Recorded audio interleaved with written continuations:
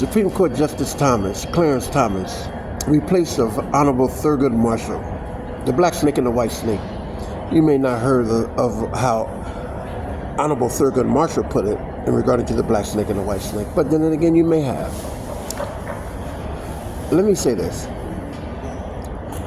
When you were appointed to be on the U.S. Supreme Court, I loved how those Senate panel committees went. Obviously, you went through obstacles with Anita Hill, but she was a paid informer to do what she did. Yes, she was. But now that that's said, I love how the Senate panel hearings went, because they ask you questions about your upbringing. And when they ask you questions about your upbringing, they ask you, what do you know of your father? And you explain to them, and then they ask you, what do you know of your grandfather? And you said, I quote, I do not know of much of my grandfather, but I know he was an African slave.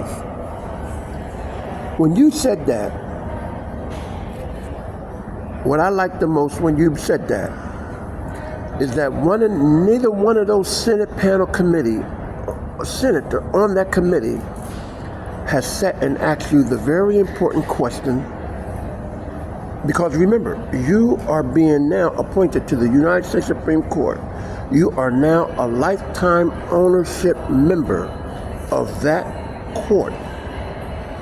Not one of those senators asked you, do you know who owns your grandfather?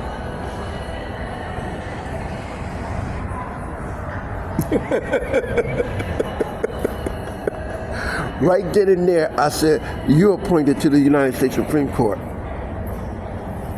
That's exactly what I said. Not one of them asked you, do you know who owns your grandfather? Because they knew if they would have asked that question.